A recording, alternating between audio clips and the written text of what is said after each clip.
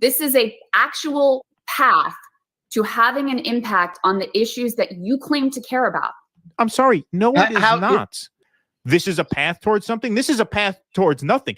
This is a path towards, mark my words, everybody. This is a path towards these idiots sitting here in August of 2024 saying, oh, we know it sucks that Marianne's not the nominee, but we just have to vote for Joe Biden because DeSantis or Trump or whoever it's going to be, they're just too dangerous. It's going to be the same conversation for a third time in a row. That is where this path leads. Wash your hands of it. Invest in something else. Invest in something real, like a workers' movement. And if you are going to engage in presidential politics at all, which I don't know that you should, quite frankly, then put your money, put your limited resources into building something better. That's actually doing something. Investing in Marianne Williamson for 2024 is a fucking joke. It is beyond a joke. And that's what's amazing here, because she's saying, well, grow up. You can't sit around for a revolution. Is what you're talking about in any way more practical, more demonstrably practical? Like, we ran this experiment already. All that's left now is outside power, outside movements, and outside pressure. What are you advocating? Right, that we all get together and run around New Hampshire for some Topanga Canyon hippie? Like, is that what we're supposed to do now? And that's the grown-up alternative you're offering? Welcome to another Wednesday episode of Straight Out of Politics, or Straight Out of Politics. I'm your host for today. I'm Compton J, CJ, or just J. Maybe Straight Out of Politics will be the norm on Wednesday, because we're trying something different where you're having Nick and CJ, we're just splitting. So you got Jay in the daytime and Nick in the evenings or night, depending on where you're watching. It could be the morning if you're watching internationally. So maybe I'll just go with Straight Out of Politics. And don't forget, Nick at night is tonight. I don't know what time. It might be 6:30 or something like 6:30 my time, 9:30 your time, East Coast. So,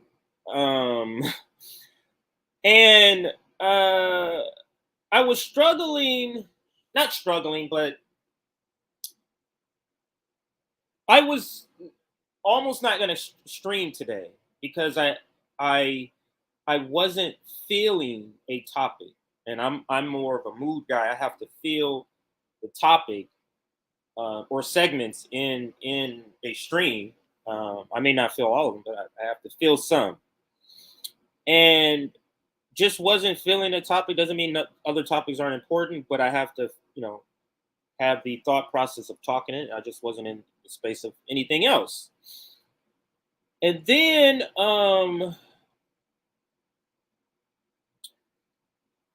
what popped up? Oh, Vanguard video popped up. In the Vanguard video, it was the panel from Marianne Williamson discussion, a panel discussion. And they had on, what's her name? Lila from Punch Up Podcast, who actually used to be a part of my separate network, which is the Populist Voice. She had a show on there. Jackie and Lila, it was like where they would drink, happy hour. She was on there. Ron Pacone was on there. Z from Nessaneb from People's Party. And then Neo's Algorithm, I believe. He used to be a troll in our streams.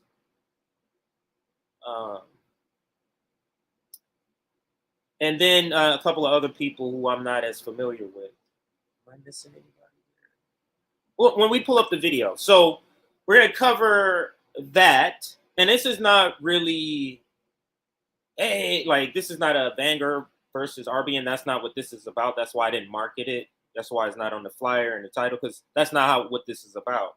It's talking about it's like inserting myself in their conversation and I'm chiming in, like I'm part of the conversation. So that's how we're going to do that. And then there's a very short interview that Marianne Williamson did on TYT that we may start with. But there's a couple of things for me. We're going to double back to this video of due dissidence in just a second. In examining or listening to the panel discussion on the Vanguard, these are the things that popped up in my head, and it's in a description box. Supporting Marianne Williamson is a privileged position. Then listed as a separate topic, but it's just a separate thought. The pseudo left is so desperate, it's absurd, and they're desperate, and if they're pushing Marianne Williamson, but you can hear how they know this is not going to work and what they're saying, but they still want to push this for some odd reason. So they're very desperate to be pushing Marianne Williamson as the candidate that they describe this moment needs. And so that kind of is, then the next segment or topic that's listed in the description box is really just an overarching, we're going to talk about Marianne Williamson in theory, because in the discussion, the panel discussion on the Vanguard, there's a lot of attributing what we want a candidate to be as if that's what Marianne Williamson is. So we need to talk about Marianne Williamson in theory versus the actual Marianne Williamson. I keep saying Marianne. It's Marianne Williamson. My apologies.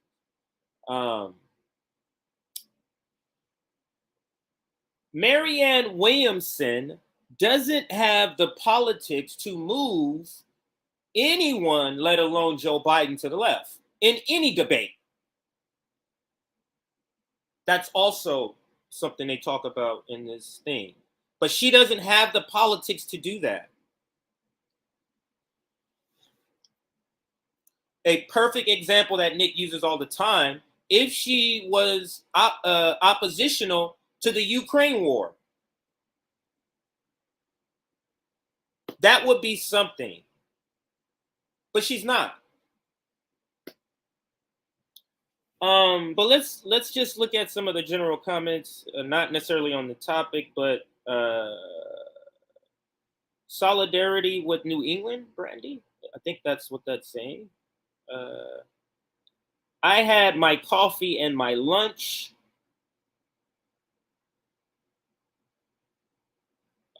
There's a lot of conversation back and forth.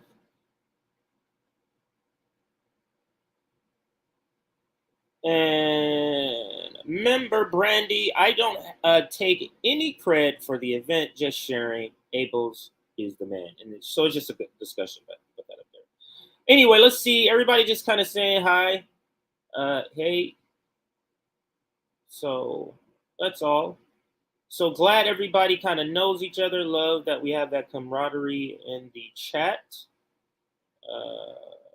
Let me put up maybe a couple of more, and then we're going to move past. Crystal looks super duper smart with those huge glasses. No comment. Happy birthday to Jumam. Is that how you say Jumam? Hey, everyone. All right, so let me skip down, making sure that I don't skip anything. Me too. Okay. So there we go. We have a supporter, and nothing wrong with that. No violence in the chat. If you're a real supporter, I don't know if you're being sarcastic. You might be sarcastic. But if you're a real supporter, stay along for the discussion. We would love to hear your input, and I'll make sure I put it up. If you're serious, I don't know if you're serious or not. So we'll see. Anyone else want to identify themselves as the Marianne Williamson representative in the chat so that Marianne Williamson is a straw man distraction. She absolutely is. She's the buoy that's been thrown out into the people to pull in non-establishment people who are saying, fuck this shit. She knows she's not going to get us, but she goes on a TYT. She goes on a Vanguard. Who else did she just recently go on? I can't think of. Doesn't come to mind. And of course, all of the Breaking Points, Crystal, Kyle world and their offspring. So greetings from the UK, and I'll start here with a couple of announcements. If you didn't see, we were granted membership, the ability to have membership. So since, we haven't had we have to wait till a meeting to really discuss different levels. So that's not until next Sunday, maybe. We just went with whatever the basic one, and it's only one level right now, but we will add tiers later. It just gives you extra emojis and makes you stand out in the chat to put your comments up. So there we go. 31,301 was the subscriber count that I had before we started. So thank you for everybody that has been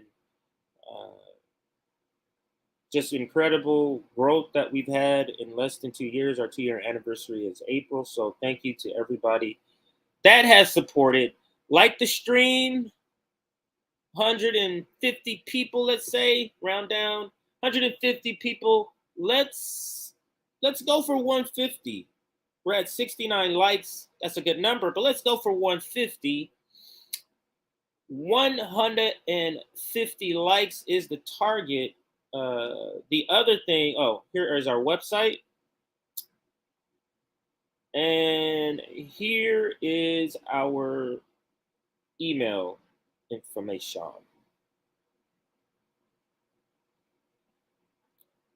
right. So it looks like how many?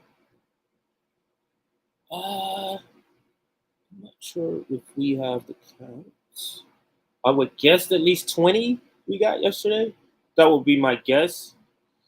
That's a good thing. I should probably go find out where that is. Since this is new, I gotta even locate. Hey, CJ and RBN folks. Yeah, I gotta locate where that information is. So give me maybe to the next stream, and I probably will have that information because that is interesting.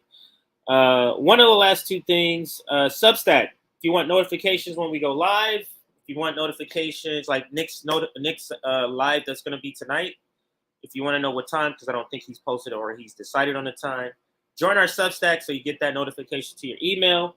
Also, you get notifications from when we drop clips, and that's 4 clips a day. So you got to think you're going to get about 5 emails from us Monday through Friday. On the weekends, it's maybe 3. We might do 1 live stream and maybe 2 videos, but people wanted more content, so that's why we thought it was very important to bring on an editor, and that brings me to our fundraiser. We're fundraising to pay our employees and bills. So there's our Venmo, Revolutionary Black, for those listening. Cash App is $ Mutual Aid Forever. This is RBN's bills. This is another graphic made by Erin for the fundraiser. She makes all these great graphics. This is another one she made for today. So she's one of our employees, our soon-to-be employees we're trying to add on. So if you are able to support, please do. And again, like the stream, 150 is the target. Now let's look at the due dissidence video again. I love this video because of how they describe. Let me just play it and I'll let you know. Grow up, get serious. This is a actual path to having an impact on the issues that you claim to care about. I'm sorry. No, it is not. This is a path towards something. This is a path towards nothing. This is a path towards, mark my words, everybody. This is a path towards these idiots sitting here in August of 2024 saying, oh, we know it sucks that Marianne's not the nominee, but we just have to vote for Joe Biden because. And there is the point. And I think Nick brought up, like, this is something that is a gaping hole in your reality here that nobody's discussing. Convo on Marianne will. Okay, President. Okay, so I just need to make sure I spelled that right. Bad spelling. But hang on a second here. I gotta have him say that again. Lost my train of thought. Need 2 seconds. For Joe Biden, because it's DeSantis or Trump or whoever it's going to be, that is the point. Yeah, I just need to hear the voice again. What's going to happen when she loses the primary? Because she will lose the primary. She doesn't have the elected progressives on her side, and that's another important thing that nobody's talking about. In the Vanguard's conversation and the TYT conversation, actually all conversations are void. Even the one that we did on RBN, because we just didn't think of it. None of the establishment progressives, and if you don't like the word establishment for the progressives, then if all the progressives who are elected are not or cannot stomp for you, promote you, be a part of your campaign, how exactly is that going to work? So the 12 million, or, I'm just throwing a number. The last number I heard was AOC. It was at 12 million. Maybe it's too high. Maybe it's too low. 12 million subscribers or followers she has over social media or Twitter, wherever she has this amount. If she's not pushing for Marianne Williamson and she's pushing for Joe Biden, what do you think those people who follow her are going to do?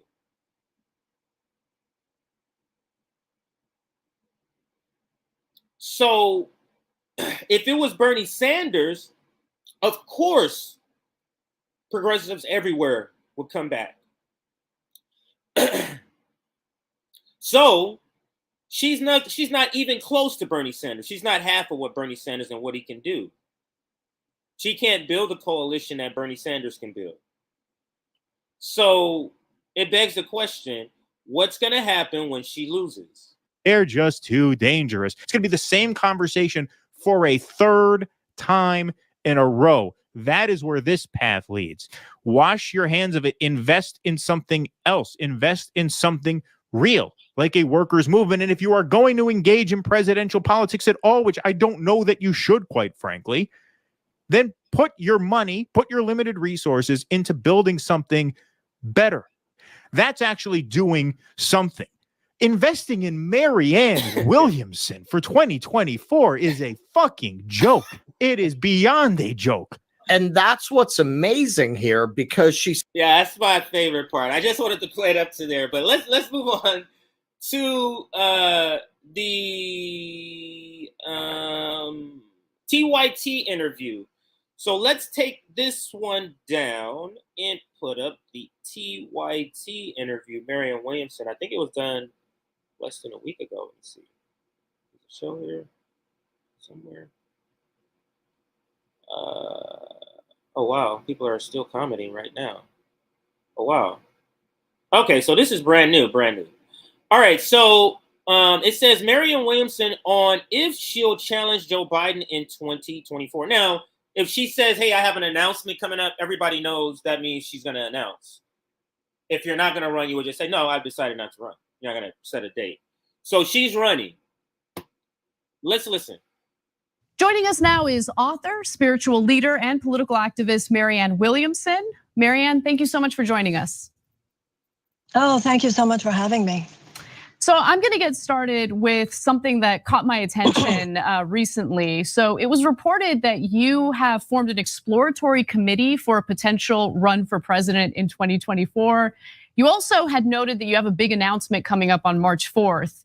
You want to maybe speed up that announcement and say something about it on this show? Well, when you kind of say I'm announcing that I'm going to have an announcement on March 4th, you're sort of, winking, and I think everybody realizes that. And it's certainly been out there that I was going to, that I've had the exploratory, and I've done this sort of due diligence of figuring out whether or not it would be foolhardy to the extent of futile, or whether there is a compelling reason for me to run. And I feel that I've come up with the answer as far as my own heart, my own gut register.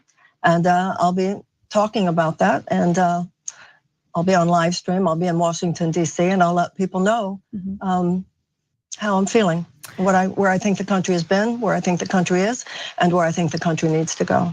Well, speaking of that, you recently published a piece in your Substack titled "A New America is Struggling to Be Born, but it won't be birthed unless we birth it." And you touch on so many issues that we have in the country, but what really struck me was your emphasis on how corruption has really hurt this country in many ways. You write, "We don't need any more evidence that the system has become deeply, intrinsically corrupt. We can see it in the broken windows, shuttered factories, and violent crime in our once thriving communities. We can see it in the hollowed eyes and addiction-rattled brokenness of our fellow citizens."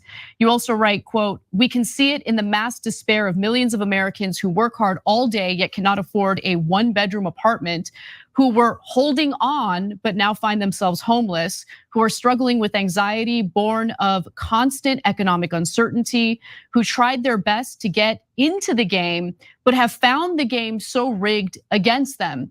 Marianne, if you had a magic wand and there was one main issue that you could really focus on and solve, what would that issue be? If I could only do one, it would be universal health care. We have 500,000 Americans who go into medical debt every year. We have 68,000 Americans who die every year for lack of health care. We have 85 Americans who are either underinsured or uninsured.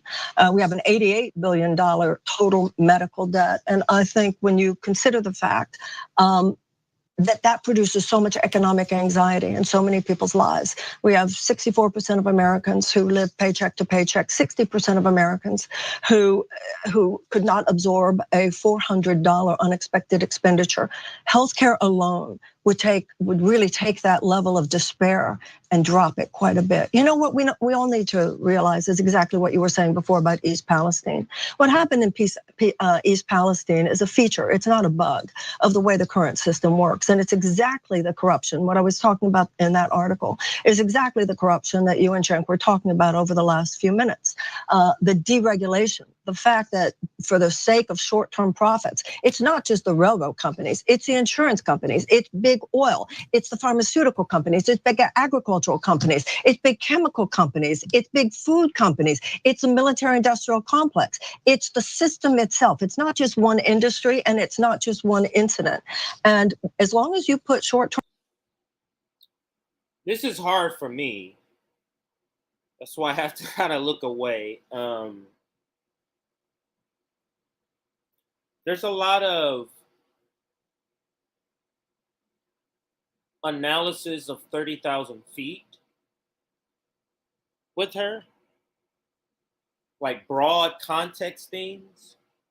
Most of the same thing that Bernie Sanders said 5 years ago, or however long it's been, 6 years ago. Wait, it's 23. Oh wow, like 8 or 9 years ago. Same thing. And she mentioned military industrial complex, which to me is very curious considering her support for Israel and the Ukraine war. That's very curious. So let's listen more to see what she says, if she talks to more detail. But this so far feels like no detail is going to be given. This is all headline. This is all, and she goes from one headline topic to another headline topic that's popular right now. So she has been working on this tour, media tour. Short-term economic profits before the health and safety and well-being of people and animals and planets. We are going to get more and more East Palestinians. But this is the thing. It's not like one particular institution. Slavery was one institution. You got to end it with institutionalized oppression of women. We need suffrage. One institution that needs to be removed. Segregation, one institution. Today, it's more like an atomizer spray. An atomizer spray of injustice. It's the racial inequality. It's no depth to this.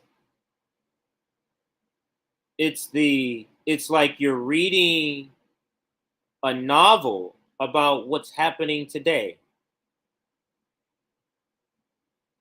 A romanticized novel. That's all this speak is. There's no details. It's to trap a lot of people with a good vibe. She's just vibing. She's saying a lot of great things, a lot of great large concept things. Let's see if she addresses any detail. Let's give her some more time. Inequality in our criminal justice system here. It's infiltration of white supremacists into our police there. It is lack of health care over here. It is the fact that infiltration of the police department. This is how I know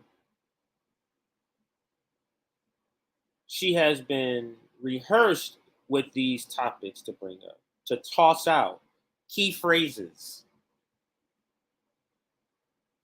What do you mean the infiltration? What does she mean by that? Infiltration, because infiltration implies they weren't already there and they don't run it.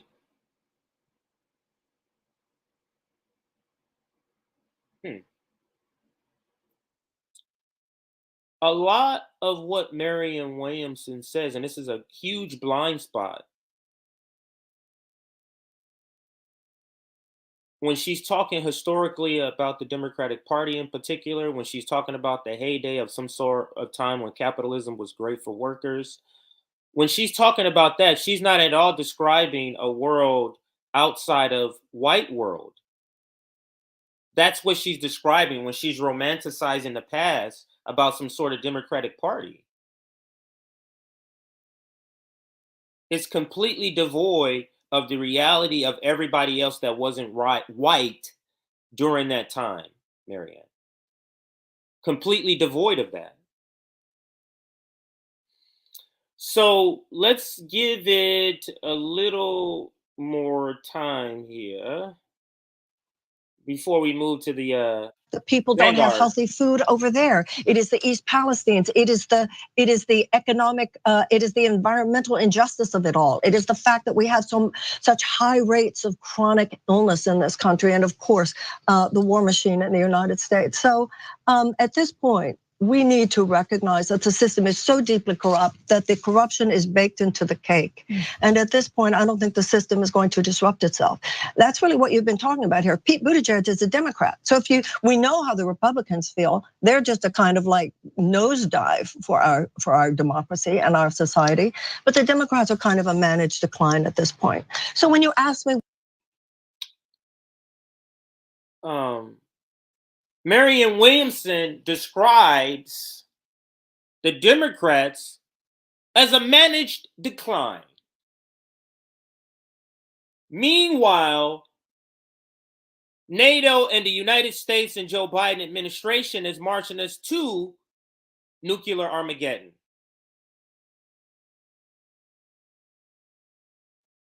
Trump is calling for peace in Ukraine. But the Democrats are the managed decline.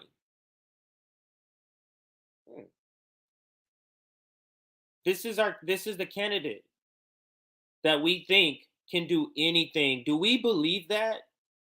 And the answer to that question is no. Even when we get to the Vanguard, they totally acknowledge she's not going to win. Then what is this all for? Why are we extracting millions of dollars from working class people to fund a vanity project that we all are acknowledging months, a year in advance is not going to do anything? This is what we're doing. This is our big plan. Crystal, this is our big grown-up plan on the left.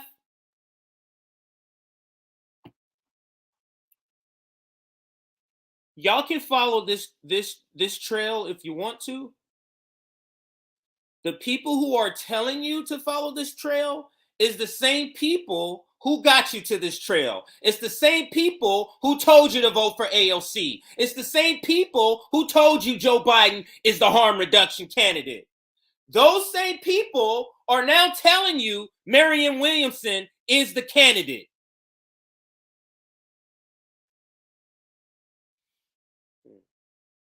That's curious.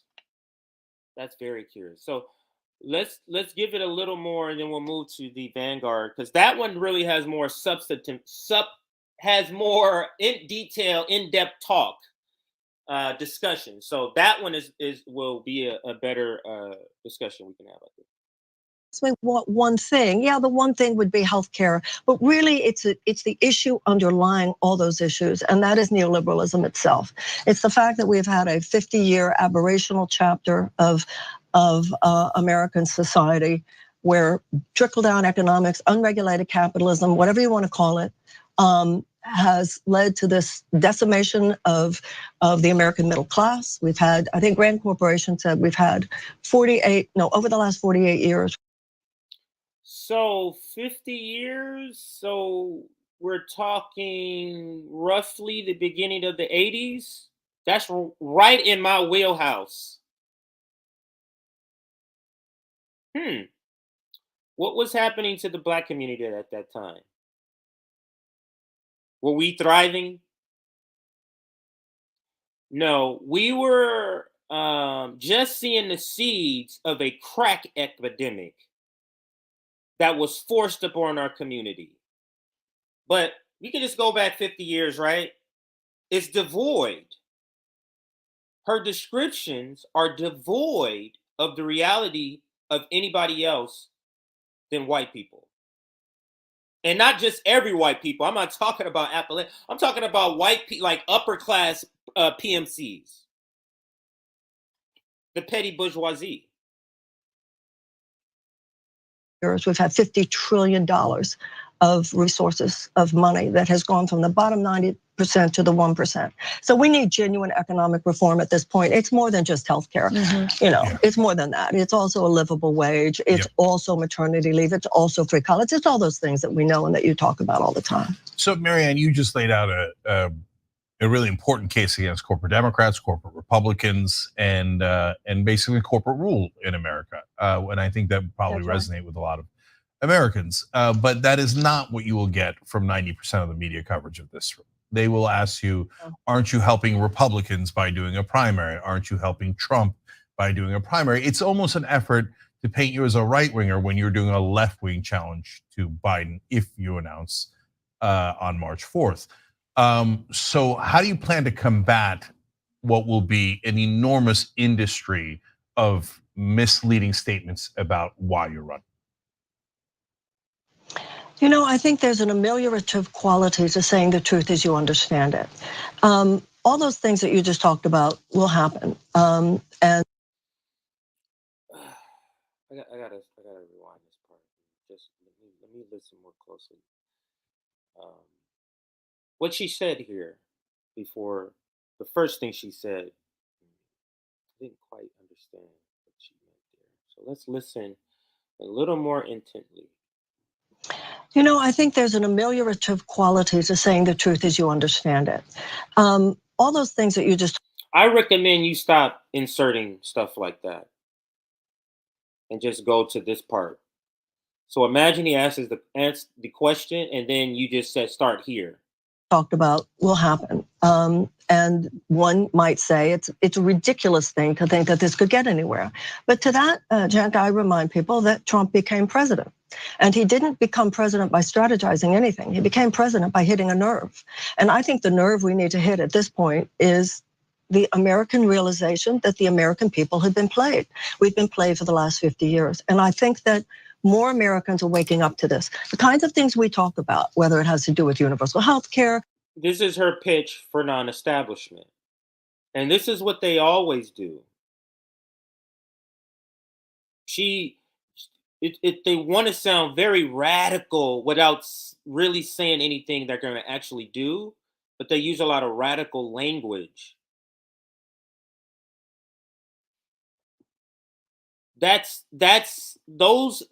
is a psychological thing. If you're walking down the street and let's say, I'm a socialist communist, that's a long story.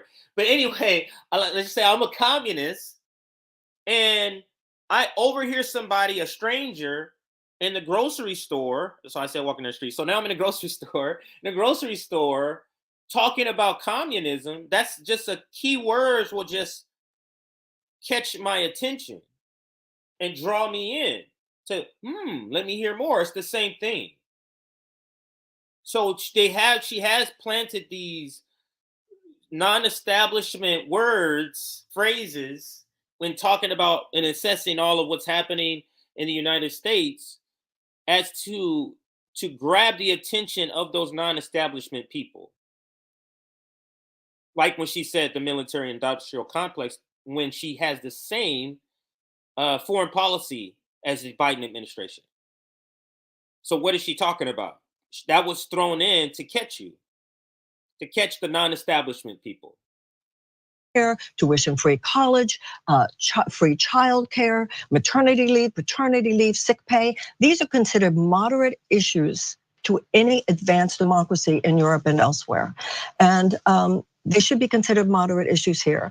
And if I get the chance on mainstream media, that's exactly what I will say.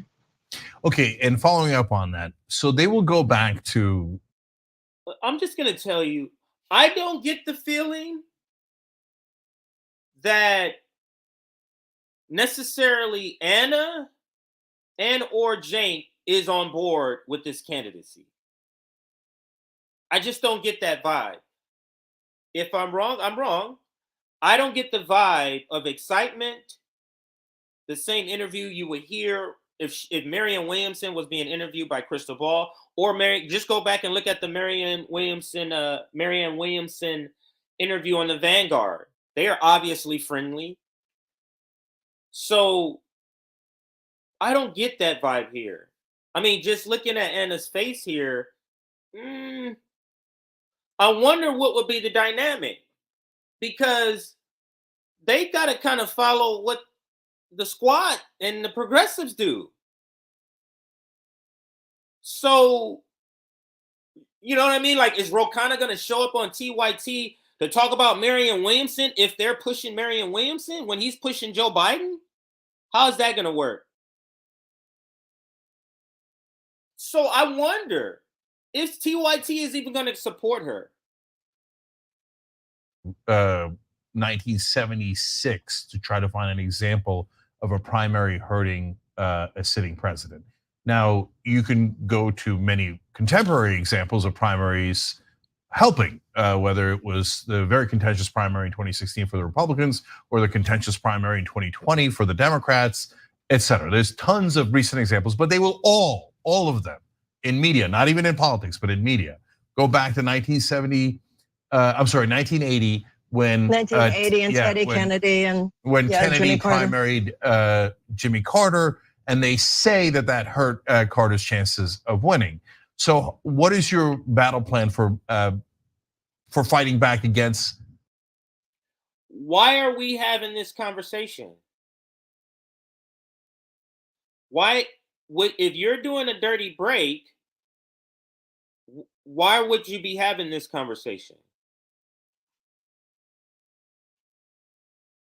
So now take that question I just asked. Now listen to what they're talking about here.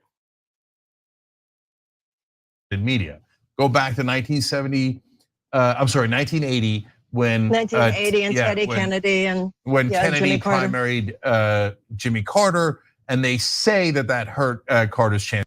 So Jimmy Carter, so he got primary, and they say that hurt him. You would only be talking about this if you care if Joe Biden is winning, or you're just doing a formality in order to get to Joe Biden. You get what I'm saying? So are you really running, or are you not? Let's continue. Chances of winning. So what is your battle plan for fighting back against basically a misleading idea that we know for a fact they will throw at you 200 times? I'm not interested in fighting back against them. You know, this is the fighting back thing is really what's the problem at this point. The Republicans are going to be fighting the Democrats. The Democrats are going to be fighting the Republicans. The Democratic candidate needs to say, I will fight poverty. Yeah, Anna's not gonna like this answer. I will fight lack of health care. I will fight the fact that your children have asthma because of the factories that should not be in your neighborhood. We will fight the fact that people are sick because of fossil fuel extraction, what it's doing to the environment and what it's doing to the planet. I'm not interested in the football game, and I don't think the American people are that interested in the kind of conversation that you were just talking about. And Gen Z isn't even watching mainstream media. I think a lot of the conversation that mainstream media has is less and less interesting to people who know that they're hurting and are less interested in the football game because they've figured out what's going on in this country. And it's not they're not interested in the spectator sport. They're interested in their own lives. And capitalism has been weaponized against the American people. And unfettered, deregulated capitalism, it's almost a diabolical force at this point. It is sociopathic. So it's a special capitalism. Special one. This is some new killing capitalism.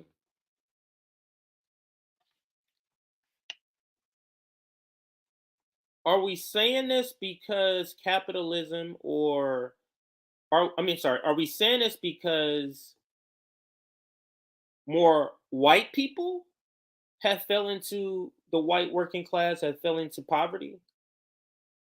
Because this has been in existence, Marianne. Happy to see Jimmy shout y'all out on Tim Dillon. Thank you for the super chat, Amir. And yeah, that was nice for him to shout out RBN and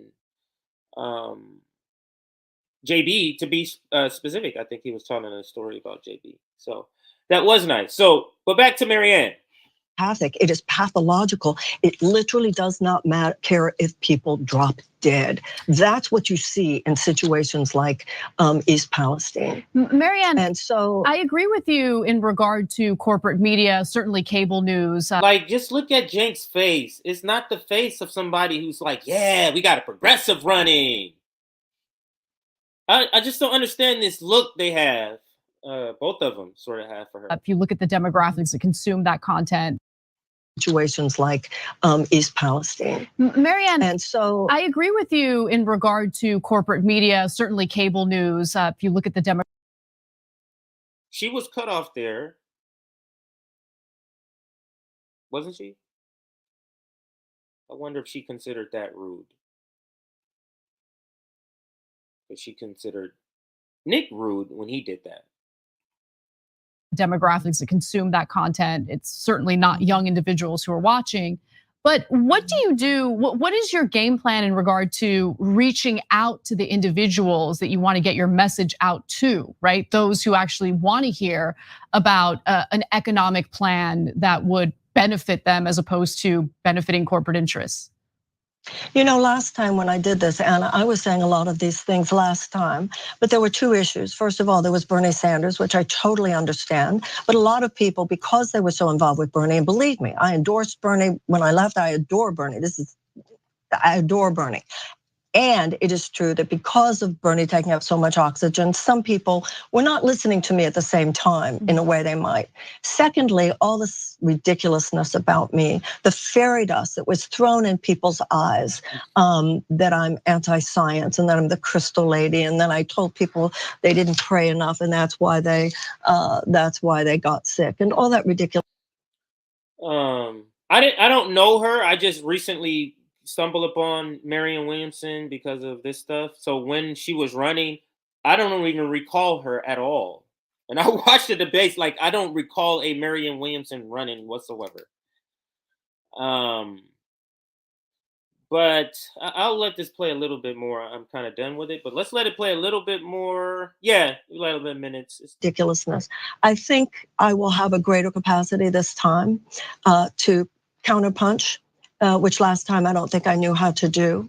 You know, when I actually talked to audiences, people got it.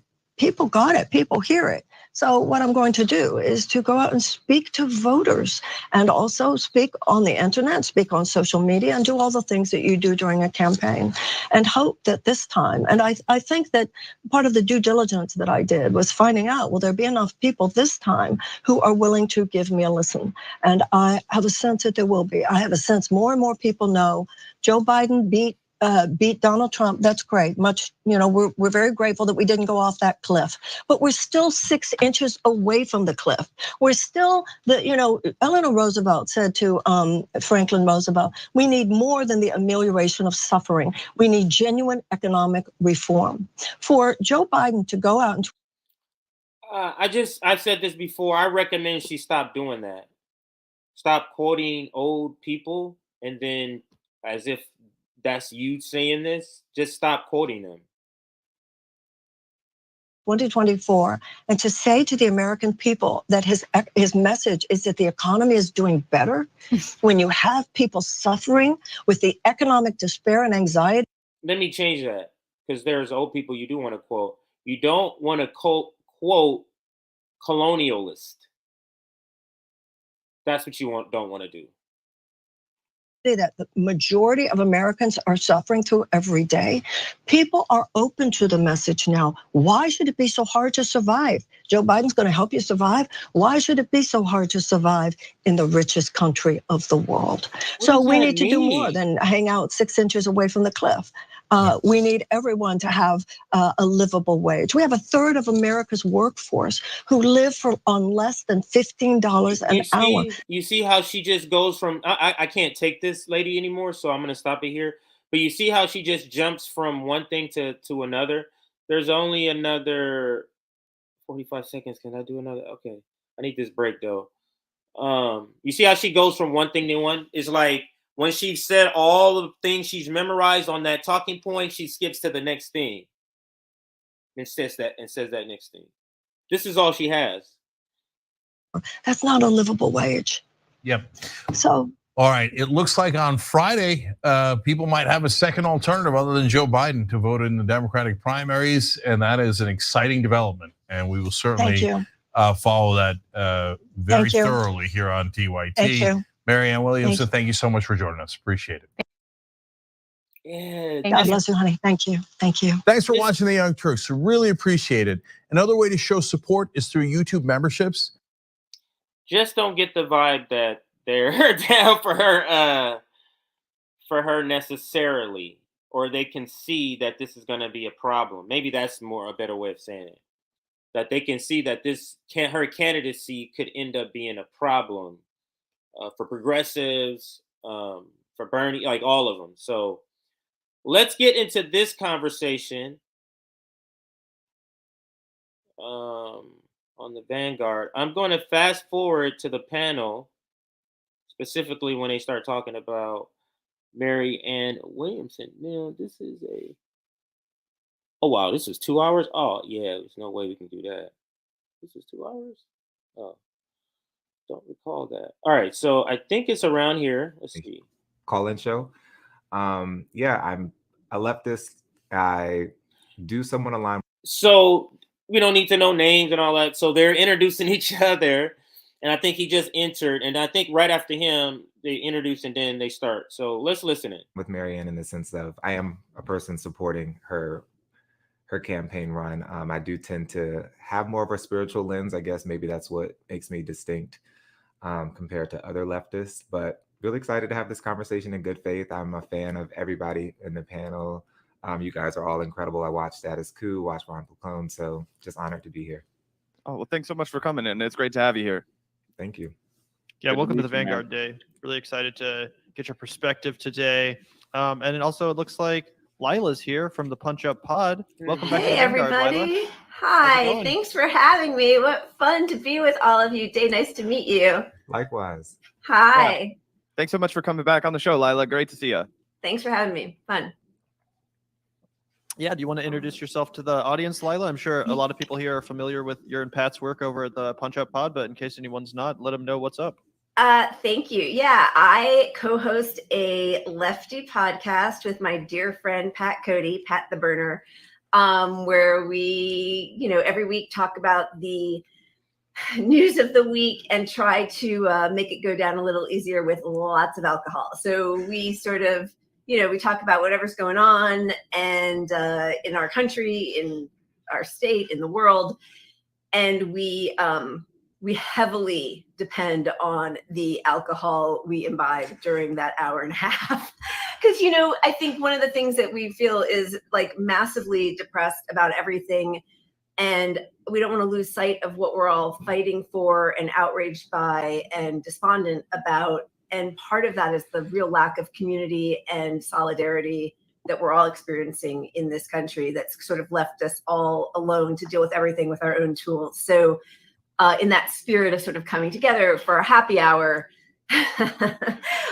in spite of the bleak reality that we're all facing, I just think we feel like it's a fun moment to come together weekly. So Punch Up Pod.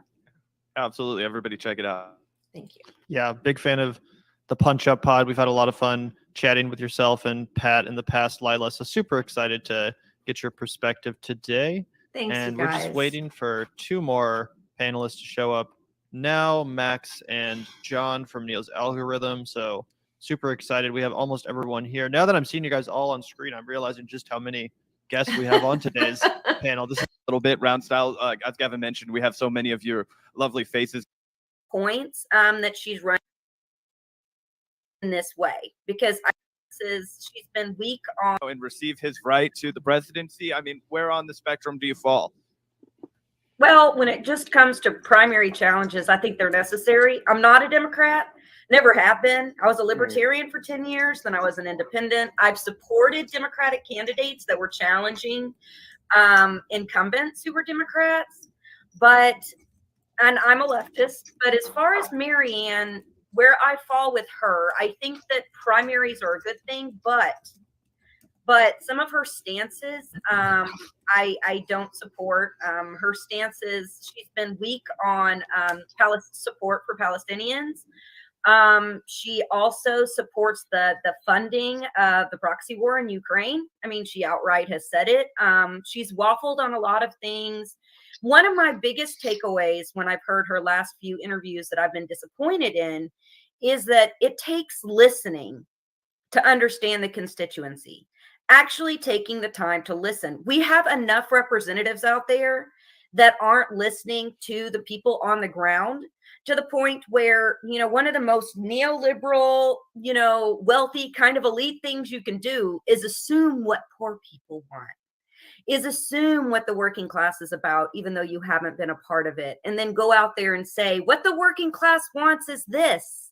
And I'm feeling that energy for Marianne, and I'm a little disappointed in that because it comes off as smug and arrogant, and I don't think it's going to work to reach working people in this way, because I feel like it's more of the status quo that we've already had. She has some great platform points that she's running on, and like I said, I support individuals running in primaries, because I think with the 2-party system that we have now, people should be challenging it.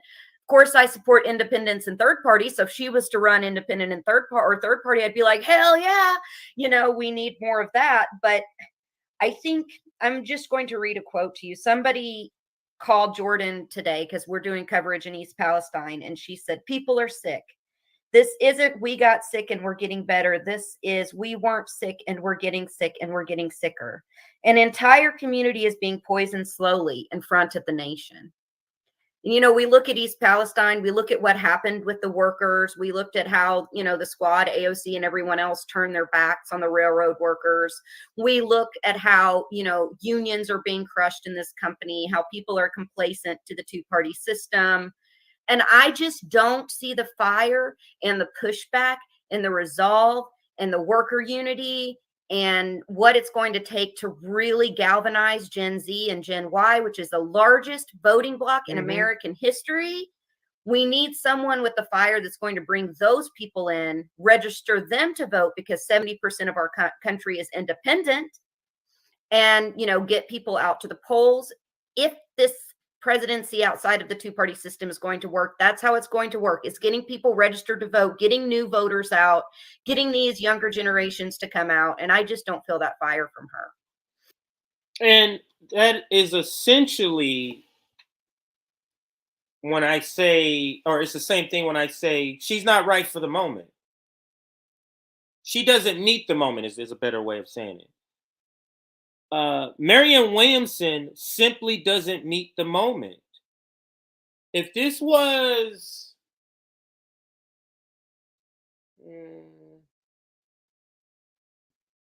when it was Obama versus Hillary, it feels like she fits that era. But you see how long ago that was? She is that far behind when I say she doesn't meet the moment. She does not meet this moment, and Z in this conversation makes that clear, or makes the point also. Interesting. Well, really appreciate that perspective, Zane, and we'll circle back to some of those things as we kind of delve deeper into that, because I appreciate you kind of highlighting some of those concerns. Lila, did you have any opening thoughts? Oh, Gavin, go ahead.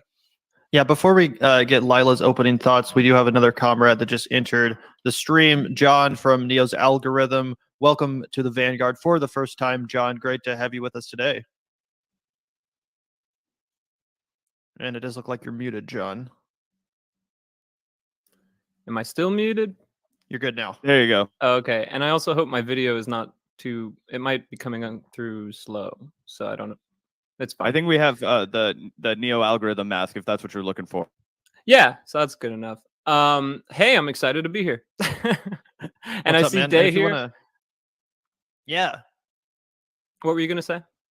Oh, I was just going to say, feel free to introduce yourself to our audience in case anyone's not familiar with the work you've been doing, advocating for Force the Primary. And it was absolutely fire. It was Russia and Putin being singular evils and okay, we got to funding her Ukraine, talking on it, which I have found disappointing. That said, her policy position, same page as she is. I'm not entirely inspired by Marianne Williamson, some of her responses to, I think, policy questions, or her takes on, Joe Biden trying to privatize Social Security and sorry, she didn't seem fully aware of that. I think she sort of bought into the Democratic Party line about Russia and Putin being singular evils and funding Ukraine, which I have found disappointing. That said, her policy positions overall are,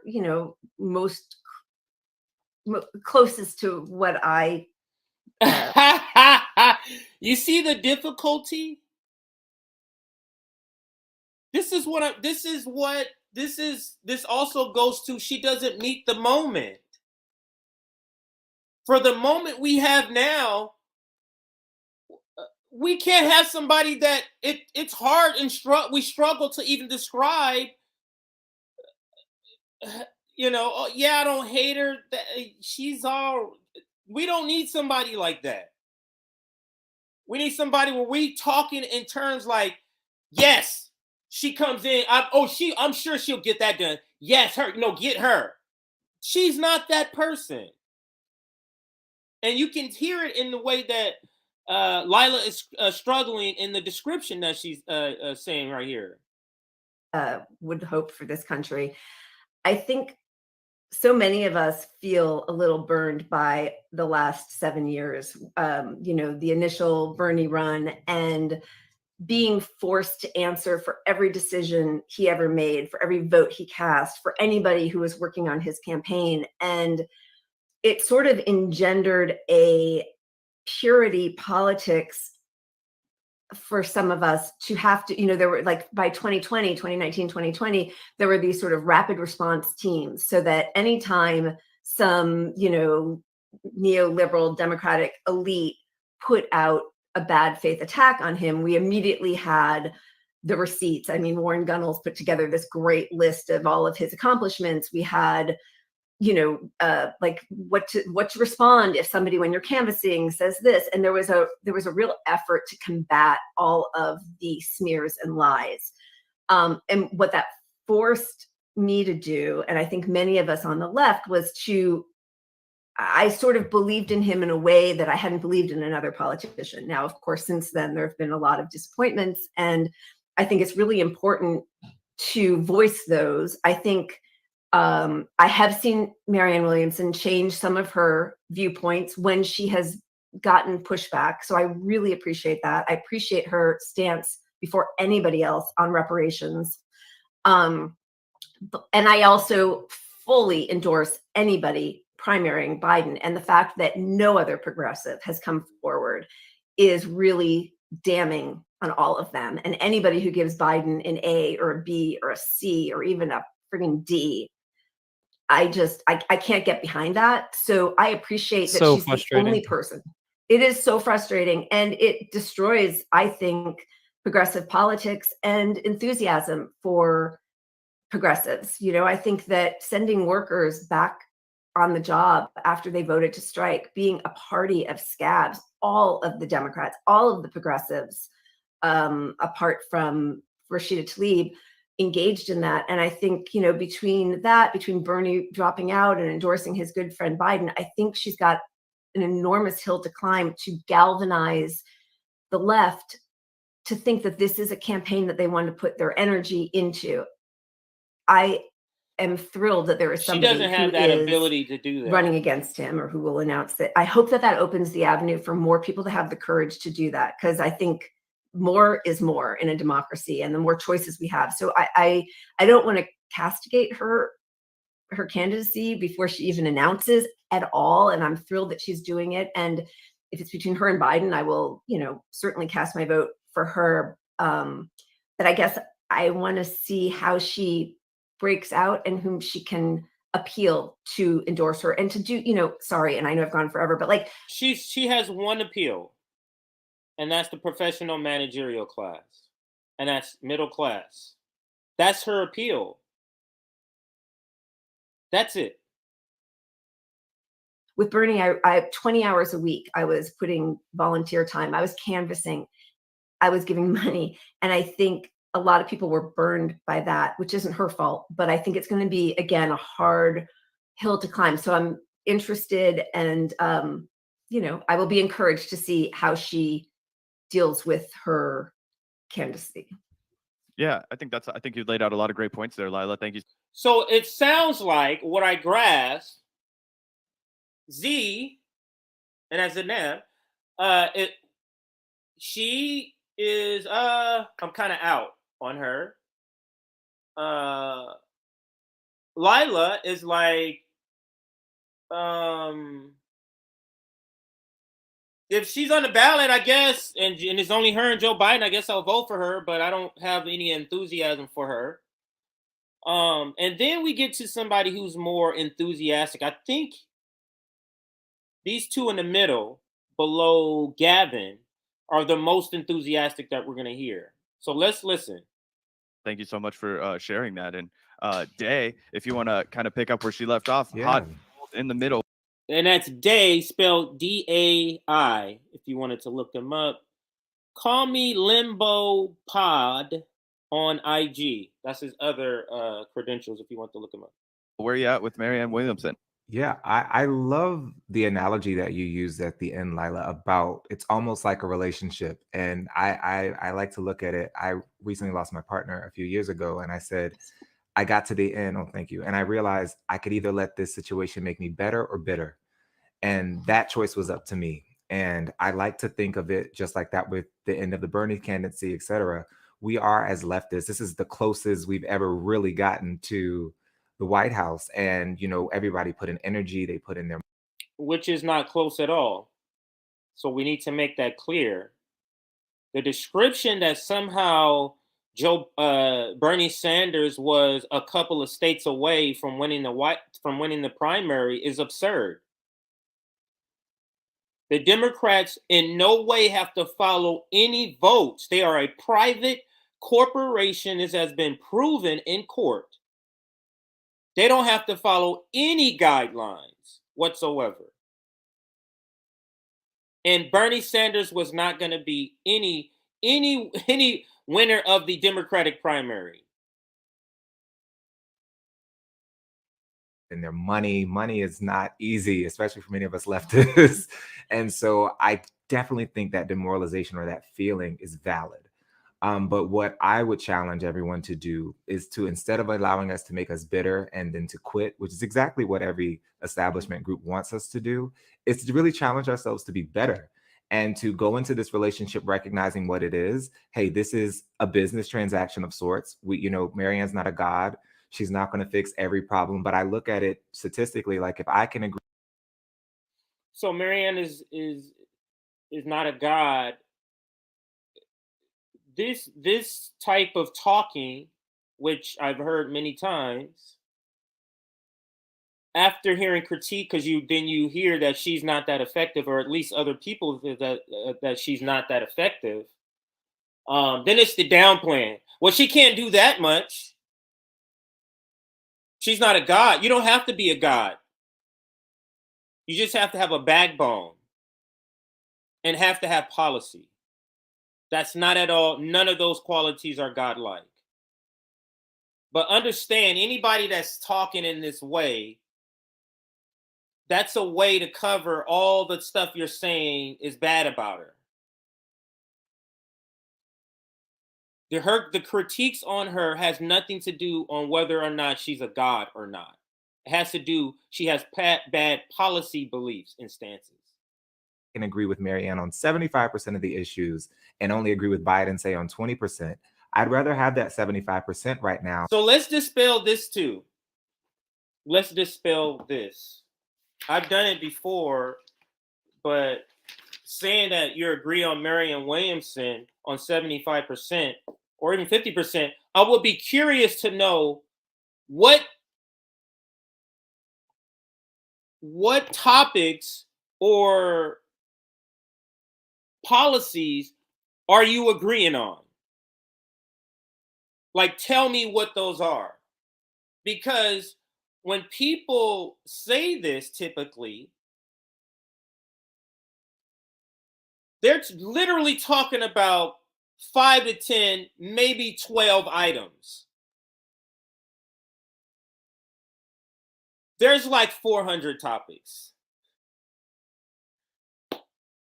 So when we say we agree with her 75, when we have these high numbers, we're literally talking about we agree with her we agree with her in this high percentage on all the pop culture policy items. And I mean pop culture left policy items, because pop culture left includes reformists. So yeah, I'll let it stand there and then I'll let it play some more, because I have a lot of critique for some of the things that he says here. Now, and still challenge her on that 25. Just because she gets into office doesn't mean we let up off the. Why are we challenging somebody we are putting in? Why are we making that deal from the beginning?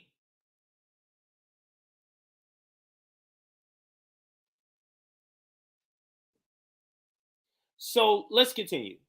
The gas, because there's always going to be consensus. Like, I think, your points about Ukraine and Palestine, et cetera, I think are valid critiques, because for me, unfortunately, just at large, most Americans aren't voting on foreign policy. I think that it is a topic and an area of discussion that is under discussed properly in context within our media system. And I think we need to continue to galvanize a movement. But I can recognize that right now, domestically, our policies and our quality of life is so jacked up. How can I look and beg people to want to care about the framing? The framing is so slanted here. So I'll break down each word. Let me go back here. Us to make us bitter and then to quit, which is exactly what every establishment group wants us to do. We don't want to allow the disappointment in progressive politics and the disappointment in the people who claim they were going to do something to stop us from participating in that same process that's not going to produce anything.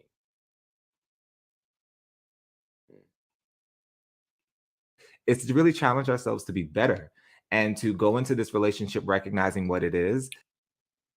You challenge yourself to be better in the same relationship that's not producing? Or do you challenge yourself to be better, to do something different than going back to the same relationship? This day is projecting this sort of spiritual power, but the power seems to be capped and keeping you in the same place. So is it a power? Or how powerful is it if it's keeping you in the same place? So let's continue to get into some more concrete items here. Hey, this is a business transaction of sorts. Marianne's not a god. She's not going to fix every problem, but I look at it statistically, like if I can agree with Marianne on 75% of the issues. Again, I told you this is overblown. 75% of popular issues, because we don't agree with her on Ukraine, and it's not just Ukraine is singular. There's many different items within just the Ukraine war that would be issues. And only agree with Biden, say, on 20%. I'd rather have that 75% right now and still challenge her on that 25. Just because she gets into office doesn't mean we let up off the gas, because there's always going to be consensus. Like, I think, your points about Ukraine and Palestine, et cetera, I think are valid critiques, because for me, unfortunately, just at large, most Americans aren't voting on foreign policy. I think that it is a topic and an area of discussion, which is a position of privilege. It shows a position of privilege that all Americans are in, or people from the United States are in. That's not the top thing we're voting on. And it also shows it's a concerted effort to have that not be the top thing through our media, because they don't cover it. Discussion that is under discussed properly in context within our media system. And I think we need to continue to galvanize a movement. But I can recognize that right now, domestically, our policies and our quality of life is so jacked up. How can I look and beg people to want to care? Why would you be begging them? You would just talk about it. About Black liberation or Palestinian lives the way that they should, when they're like, I can't even eat or put food on my table. I'm not watching any of those things. And what I think is great about Marianne, and I think her strongest strength, is her domestic policy. She has a very strong, deep understanding of the historical framework for a lot of our history. And I do think there's opportunity and disagreement, valid criticism. So it's time. We have to, as leftists, here at RBN, we want us to be better leftists. And an idea that you can be left and foreign policy is not your top item,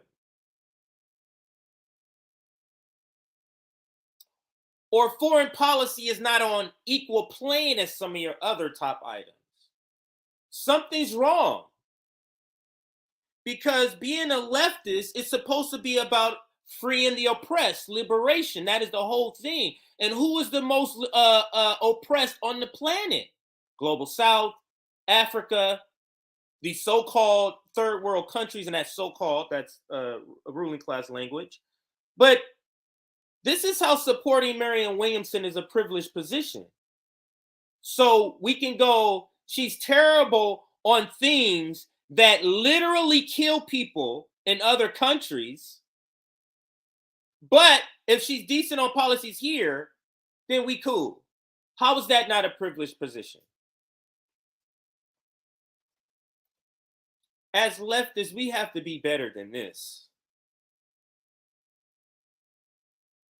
This is why the global South, and this is why people outside of the imperialist core are looking at us like, what the fuck are y'all doing and waiting for here?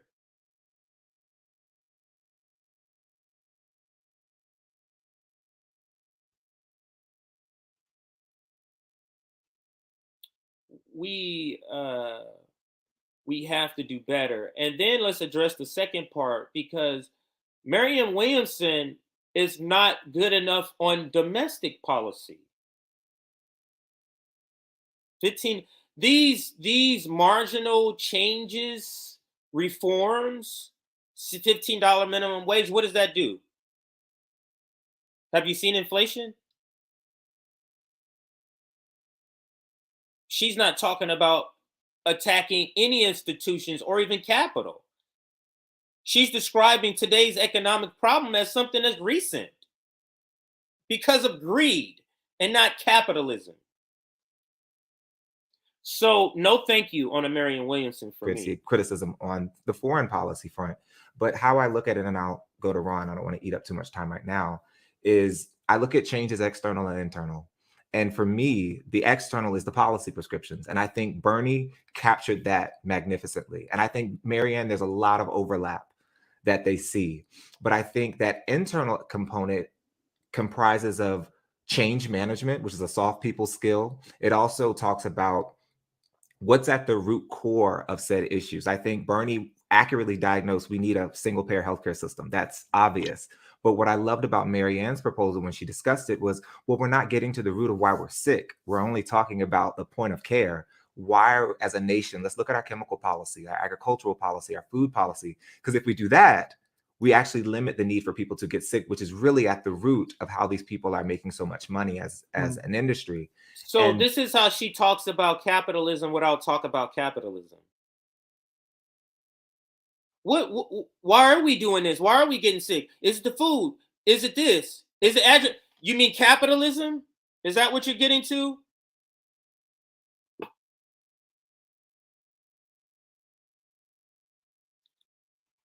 And that type of balance is where I think Marianne's strength comes from, the way that she analyzes things from a macro level and drills it down to the micro. So that's my thoughts right now. But I'm not a simp for her. She never drills down to micro.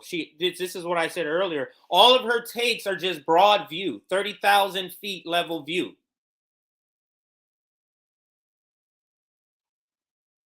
So if it's something I disagree with, I'm not going to pretend that I agree. I can be very honest while also giving her praise where I think is necessary. Sure. Well, thank you so much, Dave, for that answer. I think you made a lot of great points too. Kick it to you, Ron. What are you thinking? Okay. All right. Well, first of all, Dave, condolences on your loss there, buddy, and thank you very much for sharing. That was really cool. And I guess I'll use my opening statement to announce that I am running for president. I have $25 and a Del Taco coupon. Let's go. Just kidding. Totally kidding. I was about to be really hurt. I never heard about being your press secretary, Ron. So I will mention like kind of what I think is likely to unfold in 2024. And I will start by saying, I sincerely hope I'm wrong about everything here. But what I predict will likely happen in 2024 is Biden will be coddled. He is going to be a very weak incumbent. They know that, they being the Democratic establishment. There won't be much of a primary. If Biden should not seek re-election, there are plenty of people in the establishment clown car waiting to take his place. One of them will be shoved down our throats. If I'm being brutally honest, I think the chance of an outsider getting through the primary is significantly less than 1%. Again, what? How significant can you get under 1%? But Ron said the chance of an outsider winning a Democratic primary, now he's not speaking her name, but he's talking about Marianne Williamson, is significantly less than 1%. Significantly. Let's continue, Ron. Again, I hope I'm wrong about all of this. But so what would I want to see in a primary challenger? I would want to see somebody who kind of takes a Mike Gravel type approach. In other words, I'm going to really go to the mat about policies that challenge the status quo. So this is what CJ, I am not for, I don't mean as far as an advocate, like I'm not the guy that Ron is, that and the woman that Lila was or is. Because they're pushing back just in a nice way. He is saying Marianne Williamson doesn't meet the moment, but he's not saying it by saying Marianne Williamson. He's just saying, I would go with a Mike Gravel, and then he describes what Marianne Williamson is not. So Ron is just a lot more diplomatic. And I just want to bring it to you raw and uncut. So let's go back to Ron. I rewind it like 45 seconds so I can hear that part again. I guess I'll use my opening statement to announce that I am running for president. I have $25 and a Del Taco coupon. Let's go. Just kidding. Totally kidding. I was about to be really hurt. I never heard about being your press secretary, Ron. So I will mention like kind of what I think is likely to unfold in 2024. And I will start by saying I sincerely hope I'm wrong about everything here.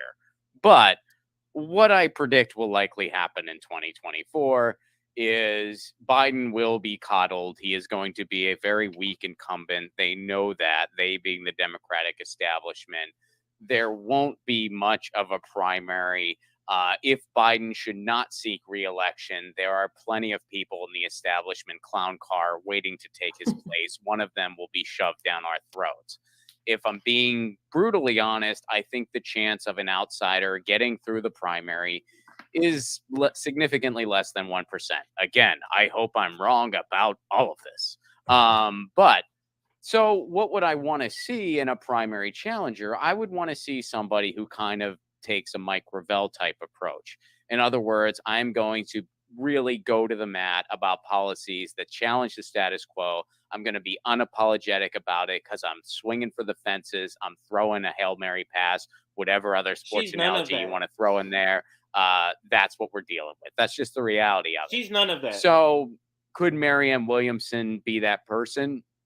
I don't see why not. Now, some of you have brought up some policies already that I agree with. I do have some problems with her on foreign policy, particularly what's going on in Russia, Ukraine. I would want to see a challenger who calls for a diplomatic end to that conflict immediately and does not just like Donald Trump, who will clean up if he stays with that stance, because everybody, literally everybody in the race, in the Republican primary, in the Democratic primary, will all be pushing for war, and Donald Trump will be by himself. So like we said here on RBN, Nick has said it, I've said it, Sabby has said it, this will be one area what she will be glaringly different, and it is the top issue right now. And this also goes to the foreign policy thing. When we just go, oh, foreign policy is right now, foreign policy is the top thing. Because what is the top thing on our minds, from the Chinese spy balloons to the pushing of nuclear Armageddon, to Putin suspending his Russia's participation in the nuclear treaty. But we're going to say, let's put in somebody who's weak on foreign policy as we're going through a foreign policy crisis that can end human life.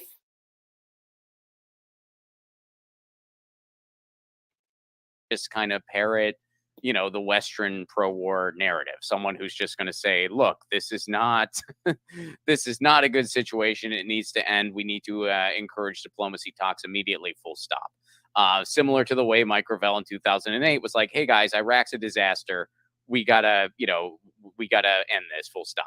So I would like to see that. And I would like to see someone that's going to go against the Democratic establishment grain. Now, I have seen Marianne Williamson evolve on some things in the past. She's definitely shown a willingness to do it. I like Marianne Williamson. I don't think anyone here dislikes her. I mean, it's hard to dislike her. I think she's a genuinely decent human. I think she's... I don't agree with none of this. I don't agree that she's a genuinely... None of that.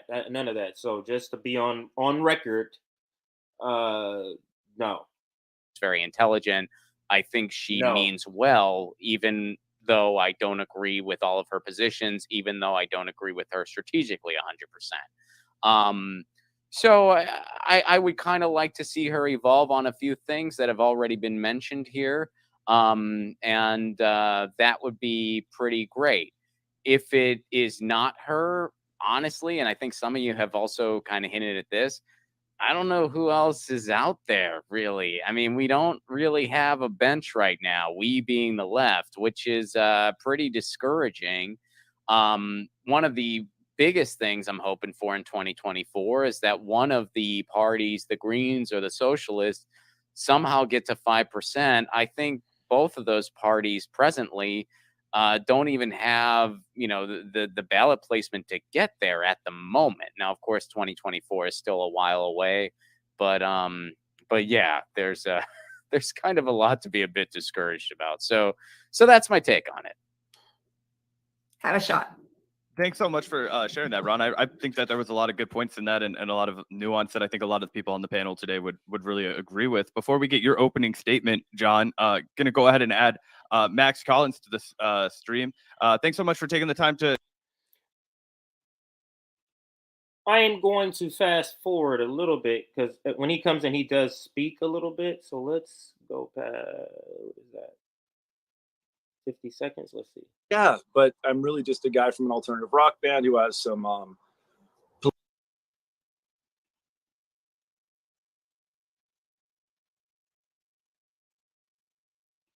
for me, and then I also happen to agree with an awful lot of her politics. So yeah, I guess that's sort of where I'm coming from over here. Awesome. Well, thanks so much for taking the time to join us on our stream. We're just getting through a couple of bits of opening statements. We're gonna have John over here to your left. I think everybody has the same built-in categorization on their screen here, so we're just kind of going round robin. But thanks so much for popping in here, Max, and we'll circle back and grab your opening statement in just one moment. But yeah, John, if you want to take it away, we're kind of doing temperature checks on the Marianne Williamson 2024 run. Well, I know you're a big fan of the campaign. If you want to, kind of lay the groundwork for why. Yeah.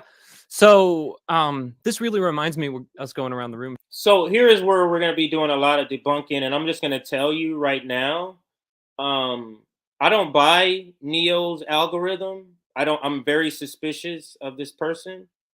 I'm just putting that shit out there. Room here of what we did the other night on stream. We did like roses and thorns for Marianne. Basically, like what was something we admired the most and what was something that we would like to see improvement on. I love everybody's opening statements so far. I feel like everybody's brought up a lot of the good points, a lot of the great points about what we should be excited about with Marianne and what we should discuss some. So once when I listened to this and I saw who this person was, then it all came back to me why this guy was trolling us for a while. Because of all the stuff we were saying about Marianne Williamson, come to find out he's a Marianne Williamson stan.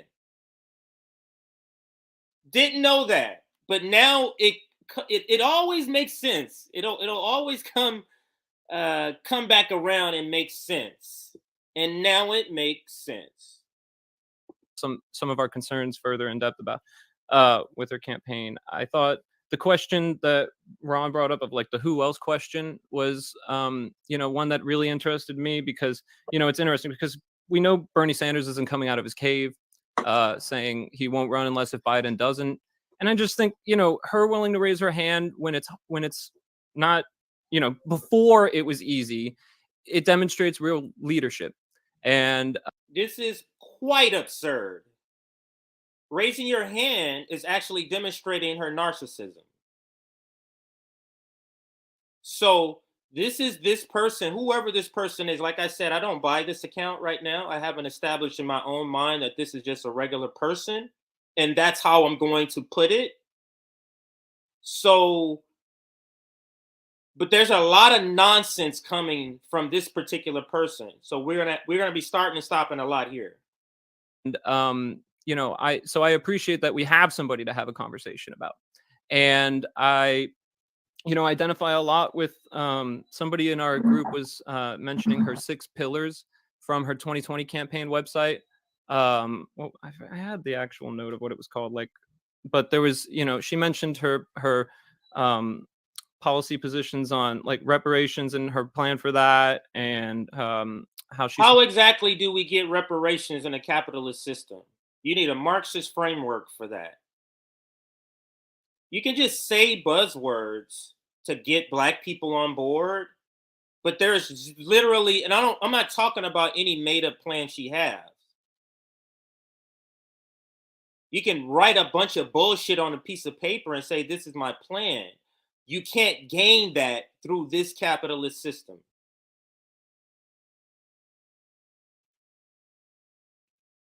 She supports creating a Department of Peace. Oh my God. So is the Department of Peace is going to be housed in the Department of Defense? Is going to be at the Pentagon? And where is this going to be? This is just utter foolishness. So the first two things that he brings up of her 6 pillars are nothings. So let's continue. And focusing on child health and what have you. So I appreciate a lot of the things that she's trying to bring to the forefront that we don't typically hear about. And I think she could use a little of improvement in just her general messaging. Some of the women in my own life, my girlfriend and my girlfriend's sister that I talked to about how they view her as she speaks, said that they don't really appreciate when she goes into the abstract. This is giving me all types of vibes that this is a fucking something. Because a tactic is to make myself seem real. Oh, my sister said, relate a female in my life. Just getting total bad vibes from this account. Let's go back a bit. Policy positions on like reparations and her plan for that, and how she supports creating a Department of Peace, and focusing on child health and what have you. So I appreciate a lot of the things that she's trying to bring to the forefront that we don't typically hear about. And I think she could use a little of improvement in just her general messaging. Some of the women in my own life, my girlfriend and my girlfriend's sister that I talked to about how they view her as she speaks, said that they don't really appreciate when she goes into the abstract kind of thoughts, and they would appreciate a little more seriousness at the beginning and then go connect it to kind of your. So is this his way of critiquing, but not being called a misogynistic by critiquing a female? So he blames his relatives and his girlfriend, that the critique comes from them? That's weak. Your heart side of things. And I kind of agreed with that. It's like it would be helpful if she showed us more of her strong sides that do exist when you give her a little more time to speak, like her great knowledge of history and what have you. So yeah, and then on the other thing of where we could see evolution with her, I think Ukraine, Russia is another area that a couple people mentioned that I do also agree with. I think that we as why are we doing this? Why are we getting candidates that need evolution on top issues? Like, we would never go, let's get a candidate that's transphobe and let's hope that we can push them.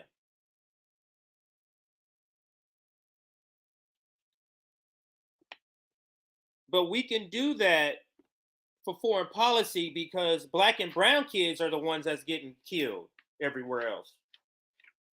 Nobody's getting killed here by the military industrial complex. So not agreeing 100%, you know how when you go, oh, as long as you agree this amount of percent, you know what needs to always be included in the percentage of agreement is foreign policy. Foreign policy cannot be on the outside of the agreement percentage. So in Dave's case, when he says 75%, I agree with her. Foreign policy can't be the 25%.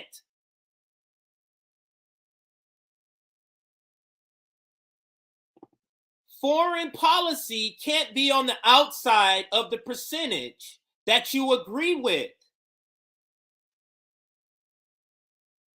This is why I say supporting Marianne Williamson is such a privileged position. And I didn't say this earlier, but I feel like we've been talking about who Marianne Williamson is in theory and who Marianne Williamson is this entire conversation. Me having to debunk this fantasy person that they're describing. And then they describe what this moment needs, who Marianne Williamson clearly is not that person.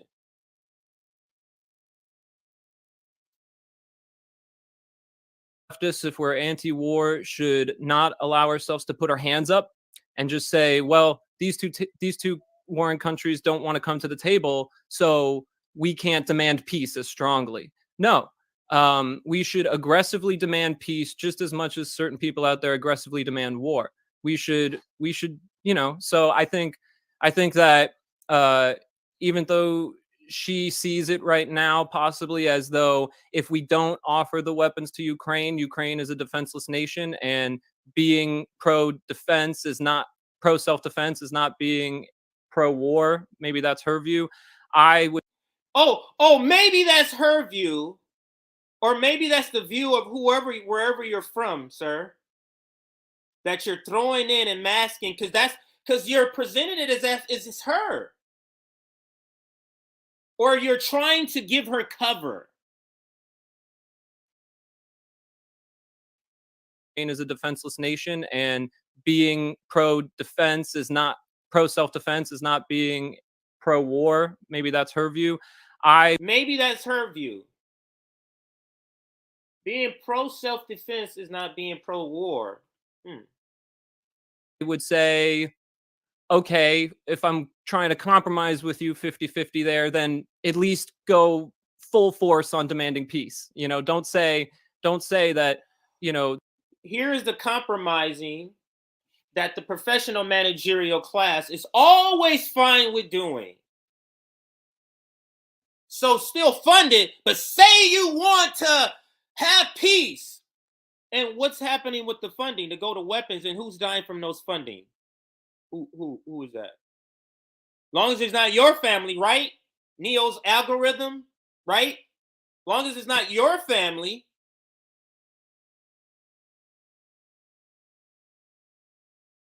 If you can say I disagree with Marianne Williamson on Ukraine and other foreign policy, but I'm still supporting her, explain to me how that's not a privileged position.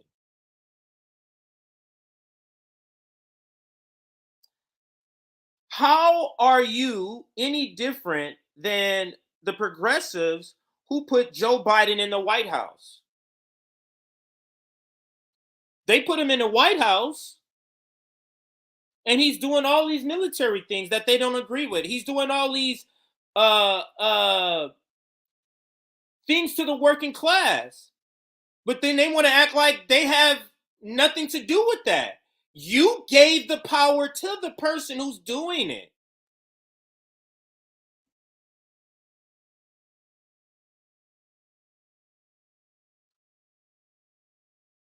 So what's the difference in you, Marianne Williamson supporter?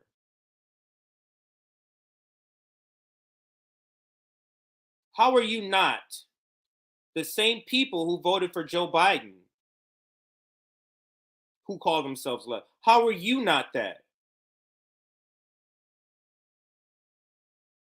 What's the difference here?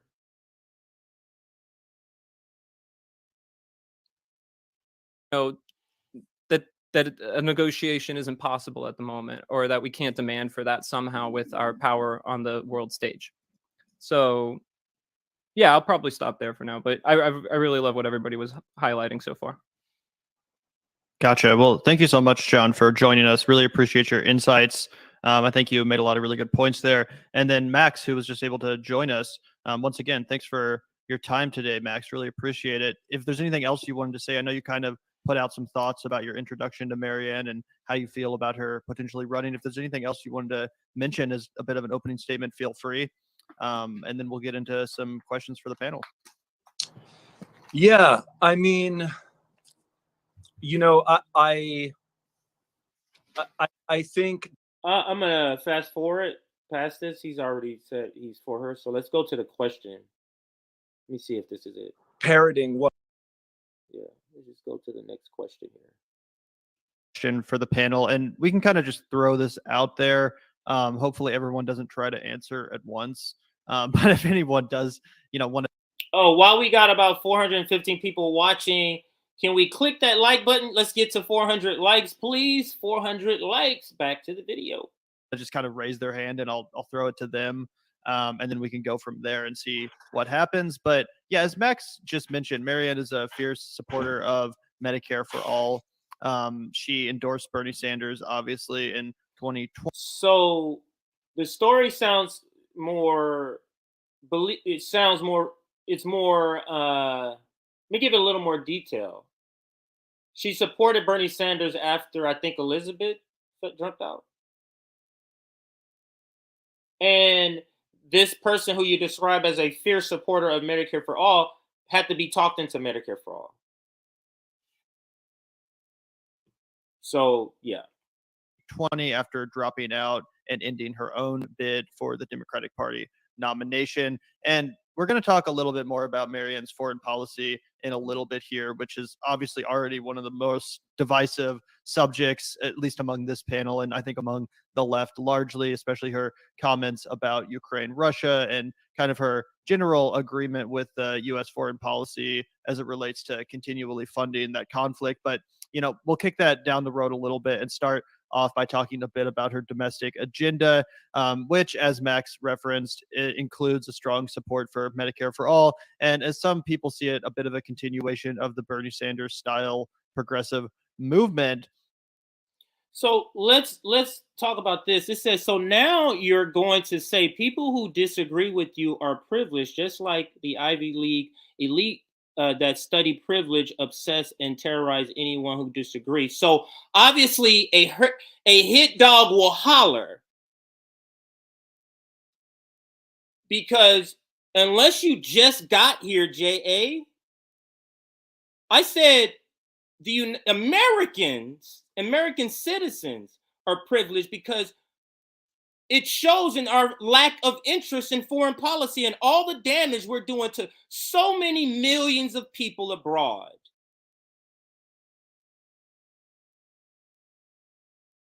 So I'm an American. That privilege includes me. So if you're offended by the critique, if you support Marianne Williamson, that's a privileged position. I think you can think what I think about that.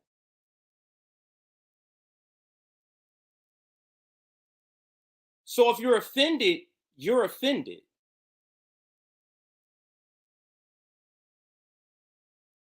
There's different layers of privilege. Like I said, all of us here in the United States are privileged over other countries, especially the global South.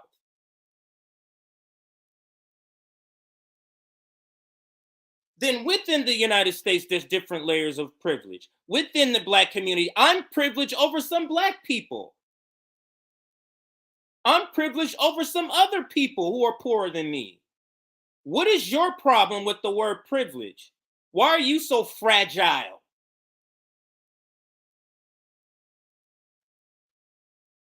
Fuck out of here. Many of Marianne's supporters, ourselves at the Vanguard included, have advocated for a progressive challenge to Joe Biden, and that way it would force, incumbent President Joe Biden to have to answer for his failures policy-wise on a debate stage, and so that the Democratic electorate would get to hear from a voice to the left of the neoliberal establishment that he represents. But some people have pointed out that Biden might not even agree to debate her at all, even if she does decide to go through with this and challenge 1980. Exactly. As an incumbent president, he might decide he's above it and doesn't have to hear from any sort of challenger to his left. So I'm wondering what you guys think about that. If you're kind of envisioning the debate stage as one of the main vessels for her to get the word out, and if not, because that's what they're saying this is all about. We're all supposed to spend another $100 million just to get her on stage to say the same thing Bernie said 8 years ago and not have a critique on the biggest stage of anything he's doing in Ukraine. That's worth $100 million. She might be able to get out the progressive message that she stands for to Americans who might be interested in bucking the status quo by choosing an alternative candidate to Joe Biden. Anyone want to start and have an answer? Zaina, go for it. So one of the things that I see already happening, it's 2023, right? And we are talking about a presidential election. We're talking about Marianne Williamson in our backyards, in our magistrates, our state houses, our city councils.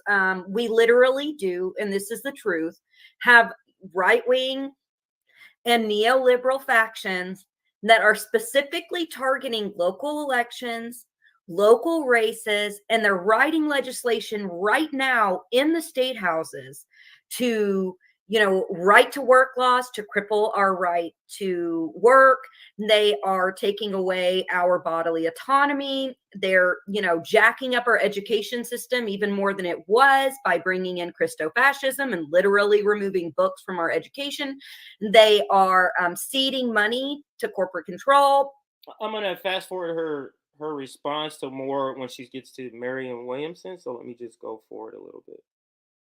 Happening locally while they got us distracted with the presidential election and push our candidates to get out there.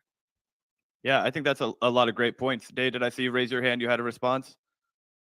No, and I totally agree that all of those things are crucial to creating a real grassroots base, like people who are tangibly a supporter of you. I do think, and I'm not sure how much, everyone here follows Marianne, et cetera, but I was going to say, especially because I live in Virginia and I know we had a big union situation when it comes to Starbucks or other types of events.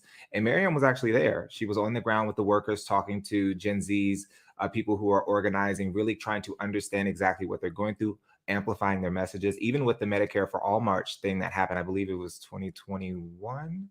I know there was a lot of people downing it and, I can't believe it is only this amount of people, but she came, she spoke, it was the first time I'd met her like in that type of setting, and to watch her walk around and just talk to regular people. She was talking to different politicians that came, challenging them publicly. Like it wasn't a whole, it's about me, everybody come pay attention to me thing. It was a very genuine, what's going on in the environment. And it's something that I appreciate, but I think you bringing up the point that if people aren't aware that she's doing these things, it is something that from an infrastructure, a team media infrastructure standpoint, she does want to amplify that these are things that she's doing, as well as doing even more of them, including, like you mentioned, Gavin, I believe it was, having the candidate summit. I was like, I don't remember any other presidential candidate after they finished trying to endorse people in races where it's like, she doesn't get any money from doing that, but she made a promise to keep trying to push progressive politicians and progressive messaging, and doing that. Some of them win, some of them don't. But I think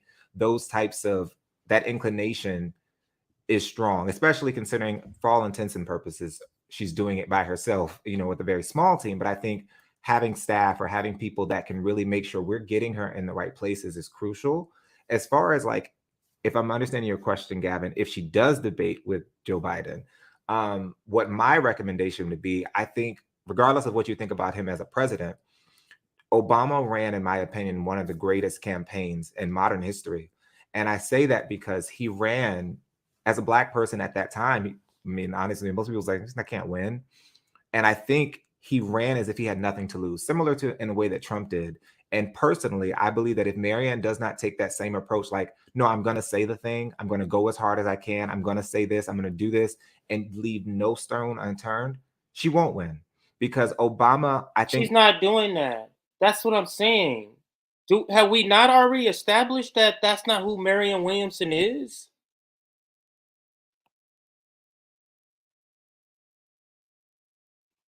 Like, the person they describes is not who she is.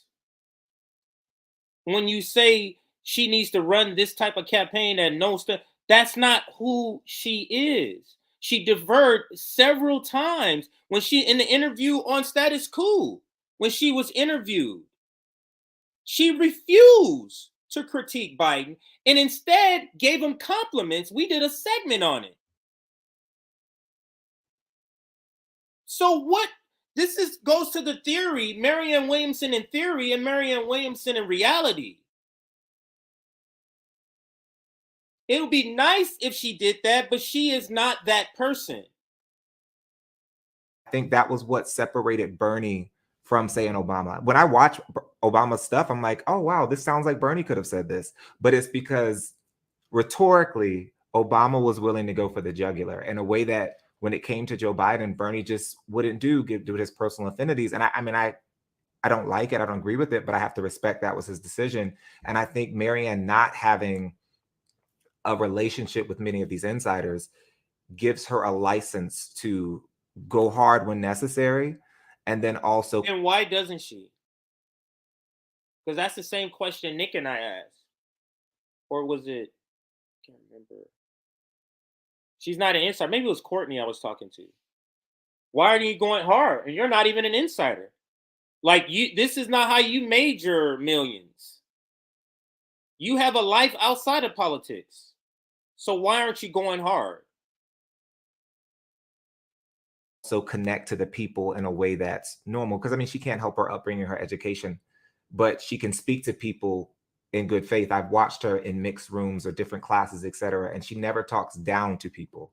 It's always, let me meet people where they are and have a conversation. And I think that is a good point to bring up that you said, because I don't want her to come across as elitist. Yeah, absolutely. Lila, do you want to jump in? You're on mute. Sorry. There we go. Thank you. So I mean, such great points by both of you. I think, unfortunately for Marianne, and I've seen some people in the chat here saying like, oh, I can't punch up because I went to an Ivy League school, which is so absurd. But I think, as a national figure who is obviously very well off and she speaks a certain way, she is going to have to combat that aspect of herself of being a class traitor, which I think she is. But I don't think she's going to be able to change her overall demeanor. I mean, that's really asking too much of anybody. I think what she can do, as you said, Zaina, is get on the ground more. I know she's done some of it, but get on the ground more, put herself in places and pass the microphone to other people in the working class. And I mean, I think something that Bernie did really brilliantly was have Nina Turner, Killer Mike, Sarah Nelson, people who were really in the working class, who speak in a way that I think sometimes Marianne Williamson demurs, and she has sort of a really lovely, kind aspect about her. But I think we need a little bit more of somebody who goes for the jugular, who isn't afraid to upset the people with whom she probably vacations and hangs out with. That's a difficult task, to welcome their hatred. And she might not even be capable of it, but she could enlist people. I hope if she's really serious about this, she needs to enlist people who aren't afraid to be hated and to be derided. I mean, when Bernie forced or sort of rebuked Zephyr Teachout for her calling Biden out on his 40 years of corruption, Bernie threw her under the bus. Yeah. Which was really disappointing. And I think we need people out there who are not afraid of saying the things that are going to. And we think Bernie, and we think, I'm not saying Lila thinks this, but have we not already established that she's not that? Thing. And, we can't just keep talking because. Sorry. Right here. Nebraska. And the only way you can get to the ocean is if you walk. So, we are very, very outnumbered here politically. That has not changed. But what the Bernie movement did was it made a lot of us, I mean, me personally, like it made us realize we're not quite as alone as we thought we were. And we looked around and we're like, oh, you guys, I never really felt at home in the Democratic Party. You guys don't either? We're not, there's more than two of us. Oh my God. And it was a pretty special thing. And, we can't just keep talking because it's been, almost 7 years now since 2016. And unfortunately, we don't have a ton to show for it. But we do have some wins, especially locally, that like we might not have gotten otherwise as a result of that movement. So I think that 2024 is. I had the pleasure of talking to her once a year ago. Immediately, super chats at some point later in the conversation. So if you guys have any specific questions you'd like to hear us address, feel free to throw in a super chat, and we'll get to that at some point later in the panel. But I do want to move into our next question. We talked a little bit about domestic policy, and as I mentioned, one of the more divisive elements of Marianne Williamson's politics, at least among lefties such as ourselves, is her foreign policy, specifically some of the comments she's made about the Ukraine-Russia conflict, and specifically her defense of the U.S.'s continued funding of the Ukrainian defense. I know recently on a Status Quo interview, she was asked about that and pushed back on the idea that the U.S. is providing a blank check to Ukraine, which many people, ourselves here at the Vanguard included, have identified the situation as such. You know, we've now sent over $1 billion in weapons to Ukraine, and despite the fact that a lot of people, again, ourselves included, view Ukraine as the invaded country in the situation, and they have the right to defend themselves, I do think that a lot of us feel that the role of America in funding this crisis and kind of pouring more gasoline on the fire is bringing us closer to the brink. He's terrible, but you know, us fueling, you know, this endless conflict, it's the same playbook. I mean, it's just profiting the war machine. So I want to fast forward to Neo's algorithm again. Most of us on this panel, it's been really astonishing to see the breaking stories from So yeah, I need to fast forward to them, because if you haven't seen this, Neo just starts to question people on the panel like it's his show. The only person on the panel to do that multiple times, like it's his show, interrogating them. So I want to get to a couple of conversations with her. Let me see here. This might be the first one, because I think is it with Z. He went at her like twice, two or three times. Let's see. Like, do we take the? This is it right here. This is one of the first ones. So let me rewind just a little bit here and see if that catches it. Policy, because I don't think there's probably okay. So it's right after this statement here. I don't think there's much light between her and Biden on foreign affairs. Interesting. Anyone have any pushback to that or any agreements? I guess I just have a question for the panel that, like, do we take the position of like some folks at the channel at RBN though, where foreign policy now for us is like the line in the sand with Marianne, like where we Yes. Say it with me, people. Yes. And it's not just with Marianne Williamson. The line in the sand for any candidate, if you can want to proudly call yourself a leftist and really actually have that mean something, foreign policy is at the top. So say it with me again. Foreign policy, if you are worth any weight as a leftist, we're talking about the Ajuma Barakas, the Marianne Williams, the Margaret Kimberleys. It's the top thing. So to answer Neo or whoever this person is, because like I said, I'm highly suspicious of this person. And this interview confirmed it with me, because he literally, the rest of the video, I'm not going to, because it's like another hour, can't go another hour, interrogating people over Marianne Williamson. So let's listen further to this person. Where we say, you know, this is our litmus test for her as a candidate. What are the kind of ideas towards? So we're at 37. This is a tricky thing. Okay, I'll go. I went back further enough. Right at the end of Layla's policy, because I don't think there's probably a huge. I don't think there's much light between her and Biden on foreign affairs. Interesting. Anyone have any pushback to that or any agreements? I guess I just have a question for the panel that, like, do we take the position of like some folks at the channel at RBN though, where foreign policy now for us is like the line in the sand with Marianne, like where we say, you know, this is our litmus test for her as a candidate. Yes. What are the kind of ideas towards that? Yeah, that's a great question, John. Does anyone want to respond, Zaina? Well, I think considering what we have spent on it, the AUMF, what we have sent, the amount of money that we have sent to Ukraine that's untraceable. So, and the amount of money, I mean, the trillions, literally $4 trillion lost by the Pentagon. Another issue, which is somewhat domestic, but somewhat not, is the expansion of Title 42 by Biden right now, which Marianne waffled on. And I say this, I've talked to Marianne. She supported my candidates in the past. I've had many conversations with her.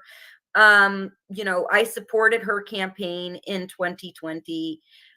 My issue is that if she's not going to draw enough juxtaposition with Biden and she's going to toe this line like some of the squad members have, you know, like Pramila Jayapal giving him an A+, you know, she's going to run into what we ran into with Cori Bush's first campaign when I was working with Cori. And, you know, she didn't want to push hard against Danny Davis, you know, or Lacey Clay, or, you know, Anthony Clark. I love Anthony Clark. And we wanted to go soft on Danny Davis at first because, you know, didn't want to offend certain people's sensibilities or didn't want to come on too strong, wanted to run with love.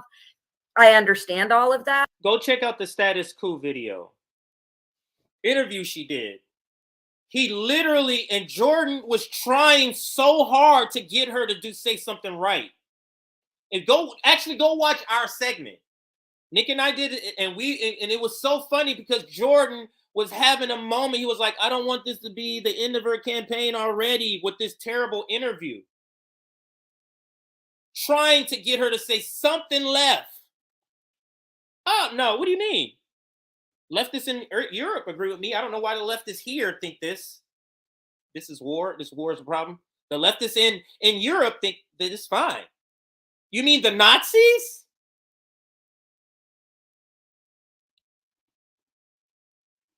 That, but you have to draw a juxtaposition and you have to be able to stand firm. And I'm not asking her to shirk her principles. If she truly believes this, yeah, I want a candidate that's going to truly say what they truly believe. But when it comes to the funding for the war in Ukraine, it's that same machine that we have been seeing over and over again. And to kind of shirk off Title 42, where Canada's sending troops to Haiti right now.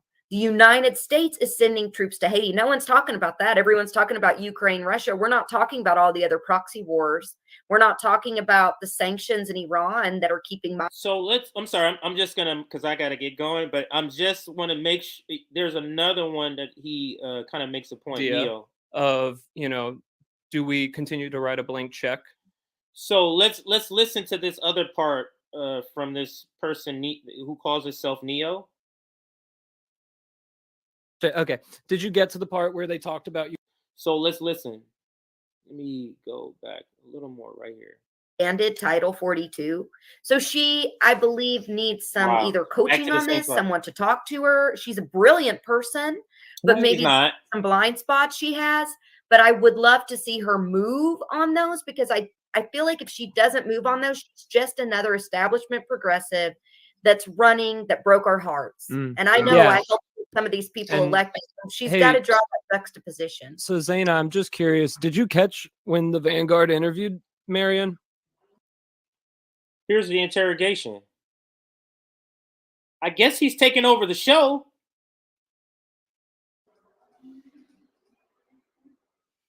Yeah, I watched it. You watched it. Okay. Did you get to the part where they talked about Ukraine, Russia? Did you watch it? Yeah, I watched it.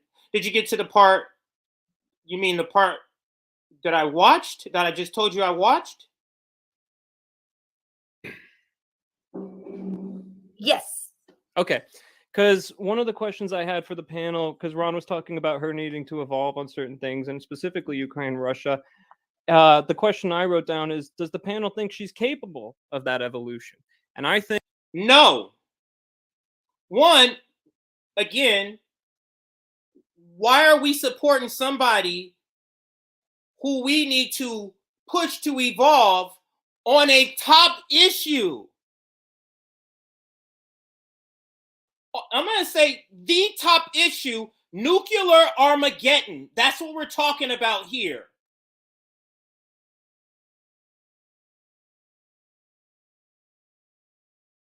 We have to push her on the top issue?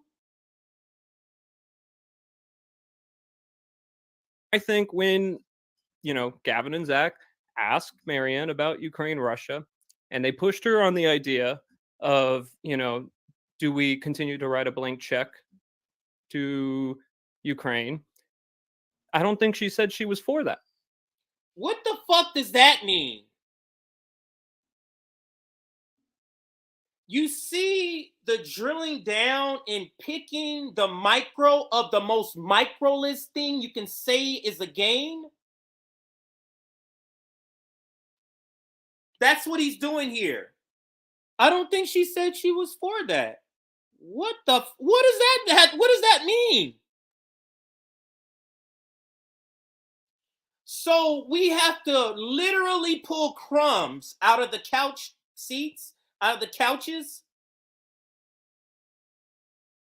We have to dig deep for those crumbs for some hope that she's going to evolve on this issue.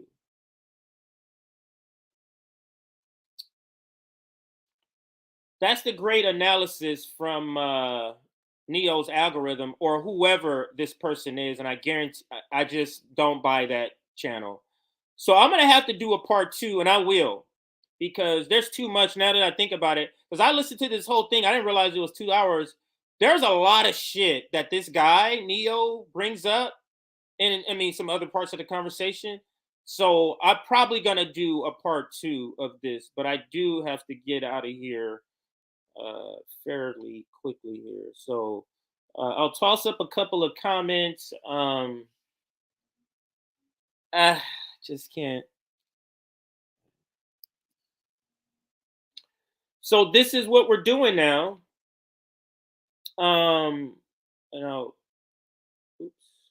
Yeah, this is what we're doing now. Hang on a second here. Oh, because we haven't gotten to the part. This is what we haven't even gotten to the part where they are all collectively acknowledging on multiple occasions, she's not going to win. So then what's going to happen at the end? You're saying she's not going to win. You're acknowledging that, and we're all saying that. So we're going to waste $100 million for something she's not going to win, and then she's going to push us to the Democrats? Like do dissidents made a point of bringing up? I don't think so. Gonna end here with MLK, and then I'm going to toss up your comments, but I got to get out of here. So enjoy the rest of your time. Appreciate it. Make sure you like the stream on your way out. This has been Straight Out of Politics. I think that is an answer to that myth. And it is that time is neutral. It can be used either constructively or destructively. And I'm absolutely convinced that the forces of ill will in our nation, the extreme rightists in our nation, have often used time much more effectively than the forces of goodwill. And it may well be that we will have to repent in this generation, not merely for the vitriolic words of the bad people and the violent actions of the bad people, but for the appalling silence and indifference of the good people who sit around and say, wait on time. Somewhere we must come to see that social progress never rolls in on the wheels of inevitability. It comes through the tireless efforts and the persistent work of dedicated individuals. And without this hard work, time itself becomes an ally of the primitive forces of social stagnation. And so we must help time, and we must realize that the time is always right to do right.